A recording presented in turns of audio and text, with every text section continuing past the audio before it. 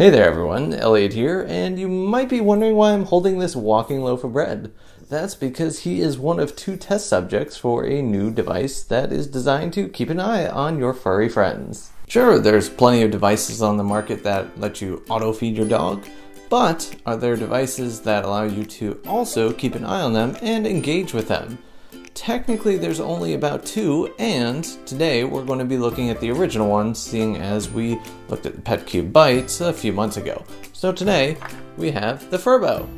This little device has a HD camera built in, 2-way audio, and allows you, of course, to shoot out treats at your furry friends, in my particular case, 2 dogs. So we're going to be taking a quick look at exactly how that works, how they interact with it, and generally if the device works well compared to, PetCube Bites. Furbo is just a really simple machine.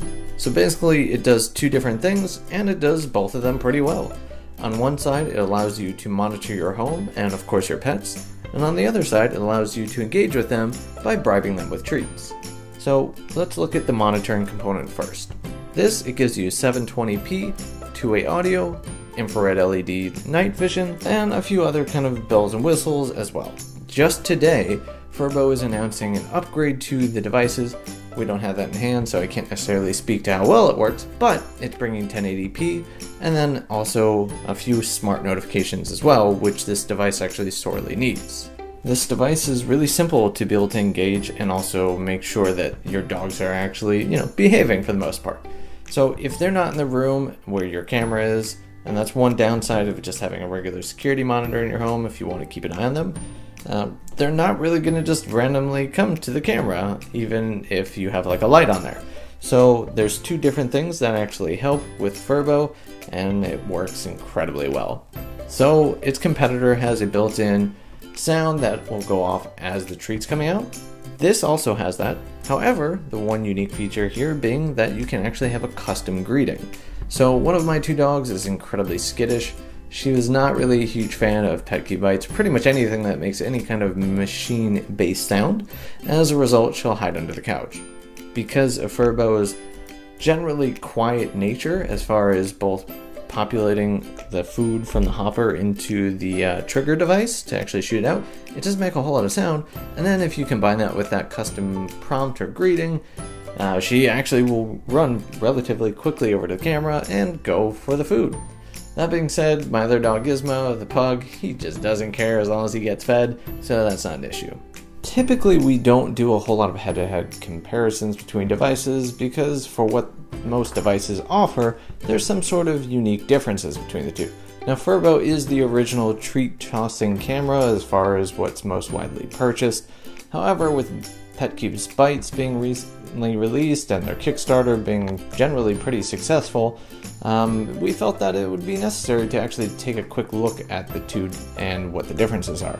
So if you looked at this version, which is actually as of today being replaced with now 1080p, also smart notifications and a bigger treat hopper, almost head to head the 2 devices are on the same plane. However, there are some unique features that are actually in PetCube Bites which kind of differ, and some of them are beneficial in what you'd want. So technically PetCube Bites does double as a security monitor for your home. Now with the new smart notifications coming to Furbo, some of that's there. However, there's no cloud storage or any storage outside of unless you're actually in the app and you manually press record or take a photo, so it does kind of lack that. That being said, neither of these devices are designed to be a security monitor for your home, so I can't really count that against either of them. That being said, PetCube Bites only being about $50 more. Technically, if you purchase the Furbo, it's about the same price anyways. Having a few of those bells and whistles that go with the PetCube Bites versus Furbo, it kind of gives a leg up to Bites. That being said, this device does work incredibly well for what it's designed to do, and it's incredibly easy to use. However, I would generally like some sort of cloud storage to be able to monitor the dogs if they were barking or doing anything like that. With the new smart features, which again, I don't actually have access to yet, so I can't necessarily speak to how well they'll work or if they'll work. They should help cover some of those lack of features. That being said, again, Simple, really easy to use, and the dogs happen to like it. So, would I recommend the Furbo? As a dog owner with two very different personality-based dogs, for one of them, absolutely. Loopy is very skittish, he's not really a big fan of any kind of weird or loud noises, and as a result, this device is pretty quiet and also allows me to record my own voice, so it prompts her to come and get treats, which in turn allows me to keep an eye on her. That being said, Gizmo, he doesn't care as long as he gets treats, so this device could make a nuclear blast. As long as he gets food, he's going to come running for it.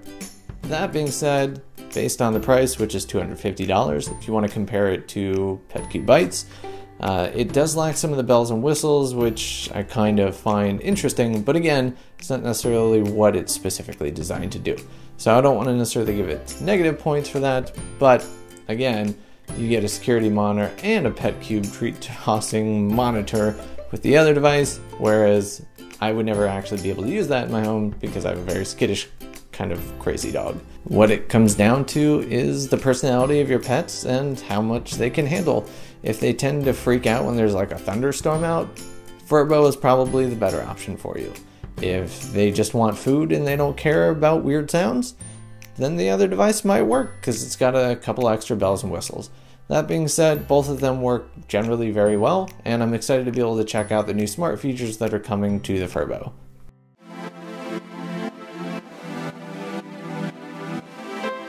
Hey everyone, Elliot here, and you might be wondering why I'm holding this walking loaf of bread. So dumb.